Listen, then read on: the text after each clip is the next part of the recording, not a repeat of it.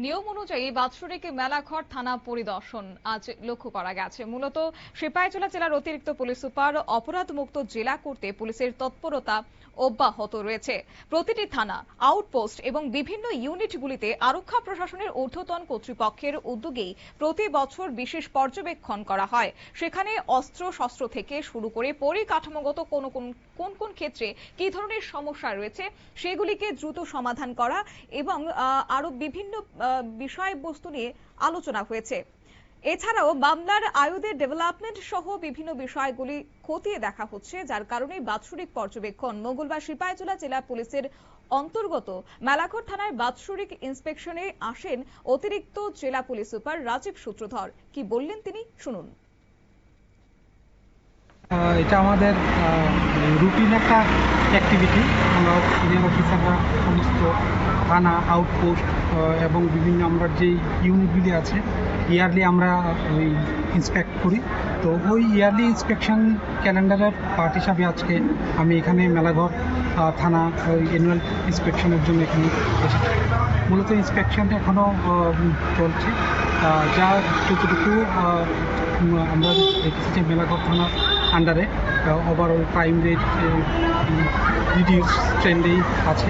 এখানে অফিসার এবং স্টাফরা এখানে ল অ্যান্ড অর্ডার মেনটেনের জন্য ভালো কাজ করছে। এখন পর্যন্ত আজকে পর্যন্ত থানা ল অ্যান্ড অর্ডার সিচুয়েশনও পিসফুল আছে। এনডিপিএস রিগার্ডিং আমরা ডিটেকশন করার জন্য আমরা প্রচেষ্টা চালিয়ে যাচ্ছি। আমরা এই ইউনিট রেজিস্ট্রেশন হচ্ছে এবং এনডিপিএসের কনভিকশন বাড়ানোর জন্য আমরা ডিস্ট্রিক্ট লেভেল, থানা লেভেল সব কিছু মিলিয়ে একটা ওভারঅল আমরা এফোর্ট আমরা কন্টিনিউ দিচ্ছি। যার ফলে আপনারা অলরেডি আপনারা দেখতে পেয়েছেন লাস্ট উইকে আমাদের সোনামুড়া ডিস্ট্রিক্ট সেশন মাননীয় ডিস্ট্রিক্ট সেশন জাজ স্পেশাল এনডিপিএস উনি একটা আমাদের যাত্রাপুর থানার একটা এনডিপিএস কেসে সর্বোচ্চ যেই শাস্তি 20 বছরের কারাদণ্ড একটা এনডিপিএস কেসে।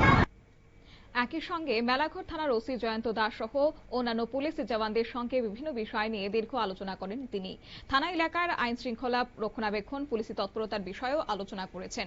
পর্যবেক্ষণকালে এক সাক্ষাৎকারে জেলা অতিরিক্ত পুলিশ সুপার সাংবাদিকদের প্রশ্নের উত্তরে সামগ্রিক বিষয়টি তুলে ধরেন এবং জানান জেলার অন্তর্গত প্রতিটি মহকুমাতে আইন শৃঙ্খলা বজায় রাখতে যথেষ্ট তৎপরতা রয়েছে থানা এবং আউটপোস্টগুলির। আগামী দিনেও আইন শৃঙ্খলা রক্ষা করা এবং বিভিন্ন রেশিও বৃদ্ধি করতে জেলা আইন শৃঙ্খলা পাশাপাশি সাধারণ মানুষকে সুরক্ষা প্রদান করতে এবং সিপাহীজলা জেলাকে অপরাধ মুক্ত করতে পুলিশি তৎপরতা জারি থাকবে। নিয়ে নিচ্ছি ছোট্ট একটি বিজ্ঞাপন বিরতির সঙ্গে থাকুন।